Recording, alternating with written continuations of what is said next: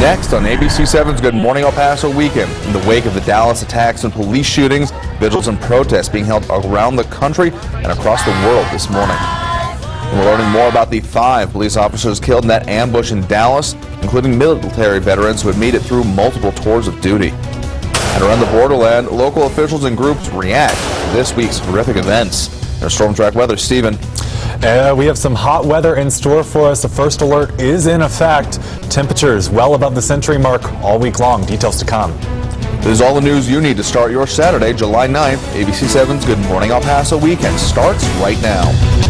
Live, where news comes first. From the Mesilla Valley and Las Cruces to El Paso and the borderland. This is ABC7's Good Morning El Paso Weekend. Since day one, since he was born, he was a hero. He was my little hero, and he's a big hero. He's a big hero now. An emotional moment as the father of one of the 5 officers gunned down in the Dallas attacks shares the unbearable pain of losing a son. The nation is on edge after the most deadly attack on law enforcement since 9/11. Well, good morning, El Paso, and thank you for joining us. I'm Andrew J. Polk. We'll get to the very latest on the Dallas ambush and our complete coverage of the 5 victims and their families. But first, we are under an ABC7 first alert for another heat wave expected to last for the next few days at least. Let's get straight to Storm Track weather with meteorologist Stephen Decatur. Good morning, Stephen. Good morning, Andrew. Yeah, we have some hot weather in store for us. Temperatures already getting warm out there, 80 degrees in El Paso. On our way above the century mark once again today. You can see 77 in Las Cruces, 74 in Deming this morning, but again, temperatures climbing quickly as we head into the afternoon. We're going to have day 18 of triple-digit heat this summer, and you know, the average for the entire summer is 21. We're going to be above that average as we get to the end of this week with triple digits in store for the next 7 days. So what we're watching, there is a slight chance of rain this afternoon. If you're lucky enough to get some rain, that's going to keep you a little bit cooler, but other than that, temperatures really are the big story. Again, that first alert is in effect. Extreme heat all week long. It's going to cause lots of stress to your body. Heat is the #1 killer in the United States in terms of weather. So again, some dangerous weather is in store for us. Andrew? All right, thanks, Stephen. Check back in just a bit. In the meantime, though, vigils along with protests are spreading across the nation. After a week marred by 3 tragedies in 3 cities, many say America is in mourning. In several cities like Chicago and Baton Rouge, protests continued throughout the night. In Rochester, dozens of protesters blocked streets downtown. Police in riot gear there began moving demonstrators out of intersections. Police say that the protests were mostly peaceful, but the Rochester police say 74 people were arrested for disorderly conduct. Meanwhile, in Phoenix, freeway ramps were closed and pepper spray was have to be used during several protests in their downtown. Police deployed pepper spray as demonstrators approached I-10. About 1,000 people chanted Black Lives Matter and Hands Up, Don't Shoot as they marched. Even across the globe now, more than 1,000 people marched through central London on Friday evening. They marched in the name of the Black Lives Matter movement. People from various races and backgrounds stood with British police, holding signs and chanting in solidarity. We're also learning more about the 5 officers killed in Thursday night's ambush in Dallas. Jim Schudio reports. Brent Thompson was a Dallas area rapid transit officer. 43 years old, he joined the agency in 2009. Thompson was a newlywed, married just 2 weeks ago to a fellow transit officer. Dart's police chief tells CNN, quote, he was in great spirits. Great police officer, servant to the people of Dallas as well as to our customers and that use our system, great family man. And we are deeply saddened by his loss. Dallas police officer Patrick Zamaripa was 32 and a father of 2. Military records show he was a U.S. Navy veteran who served 3 tours during the Iraq War. On the news, his brother shared this photo on Twitter, saying, quote, love you, brother. Couldn't be prouder. We'll see you again. Hashtag pray for Dallas. Michael Kroll, 40, was a Michigan native, living out his dream to serve the public as an officer of the law. He wanted to make everything better. He wanted to do, want to make things right, was really committed, That was probably the most frustrating thing for him. He couldn't solve it all. According to local media reports, the other 2 victims are Senior Corporal Lorne Ahrens, who served in the Dallas Police Department for 14 years, and veteran officer Michael Smith. He was 55, a father of 2 from Port Arthur, Texas, who also served in the military as an Army Ranger. And that was Jim Sciutto reporting.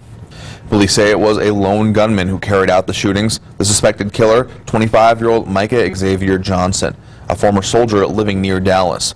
Police say that he told officers he was upset about the police shootings of black men and wanted to kill white people and white officers. Johnson had no ties to Fort Bliss.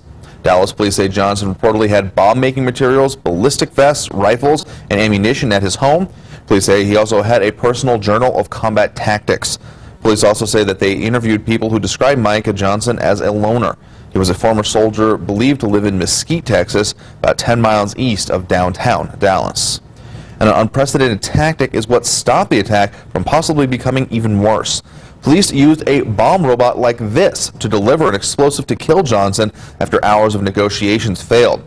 2 robotics companies said this is the first time a police robot has been directly involved in a civilian's death. One company that manufactures the high-tech devices says law enforcement uses them in life-threatening situations. And shock and disbelief is being felt all across the nation, and El Paso is no different. Yesterday, local officials, members of the El Paso Sheriff's Police and the Police Department gathered at a press conference, everyone expressing their condolences to the victims. And as far as the Dallas tragedy, El Paso Police Chief Greg Allen shared his point of view. Black Lives Matter, as far as I'm concerned, is a radical hate group. And for that purpose alone, I think the leadership of this country needs to look a little bit harder at that particular group. The consequences of what we saw in Dallas is due to their efforts. Sheriff Richard Wiles, who was also there, says there is no potential threat in the borderland and that his deputies are well prepared. County Judge Veronica Escobar telling the media that this is another sign that we as a country must change. And for future officers, this is a dark reminder of how dangerous a day on the job can be.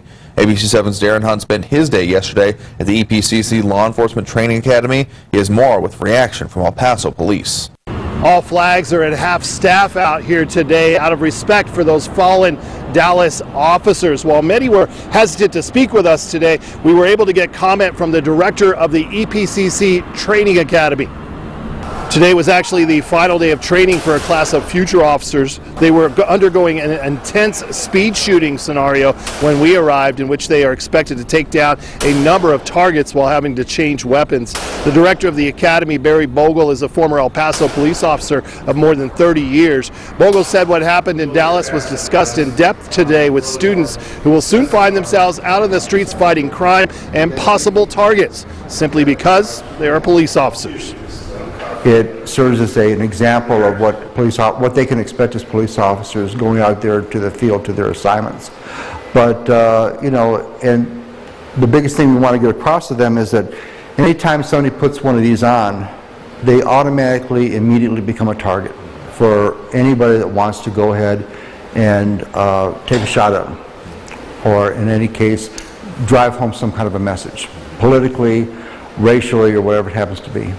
El Paso Police did release a statement today sending condolences to the Dallas victims and their families, stating, quote, "The thin blue line transcends boundaries across our state and nation, and we stand with you as brothers and sisters."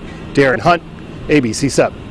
In Las Cruces, Police Chief Jaime Montoya held a news conference. We brought you live on ABC7 at noon yesterday. From our New Mexico mobile newsroom, he spoke about moving forward after the attack in Dallas and what his department plans to do to stay safe now.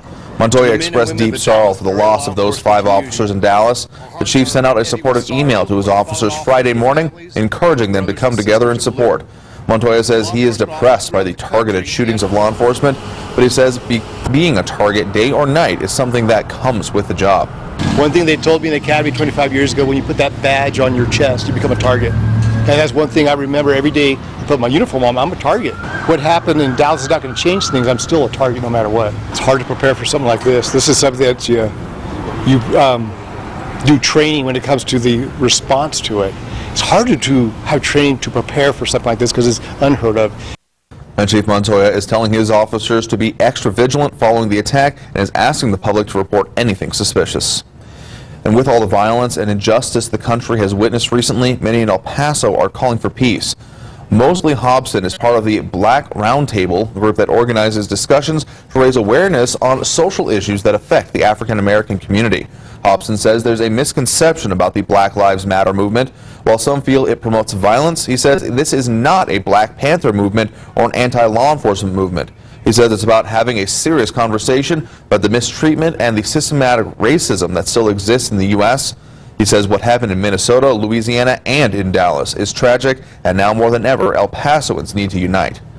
In this particular case, I have to echo what the president said. Right now, it is about the black life and, of course, the blue life, because enough is enough. It's crazy. Enough is enough. And I, along with probably many others, are tired of continuing to have this conversation without any solution. And in honor of the recent shootings in Louisiana and Minnesota, Utah's Black Student Union and PFLAG are hosting a candlelight vigil. This will be tonight at the San Jacinto Plaza from 8 to 10 p.m. And if you've missed any of our coverage, Ambush in Dallas, KVIA.com has everything you need to get caught up to speed, including a slideshow of pictures from downtown Dallas as that city erupted into chaos. And the reaction to the ambush in Dallas continues since the attack. Coming up on Good Morning El Paso Weekend, what the governor of Texas has to say about this week's events. And later, what people around the borderland are saying in the wake of the ambush. It is 8:11 right now, taking a live look at traffic this morning. I-10 in Zaragoza, a little bit of traffic going on out there, but otherwise no major problems. There's no major problems on other major El Paso roads either, and conditions fairly clear and going to be hot. So in storm track weather, Stephen. Yes, we have that first alert in effect, and it's going to remain in effect for much of this week with some very uncomfortable weather in store for us. I'll have details coming up. You're watching ABC 7, where news comes first.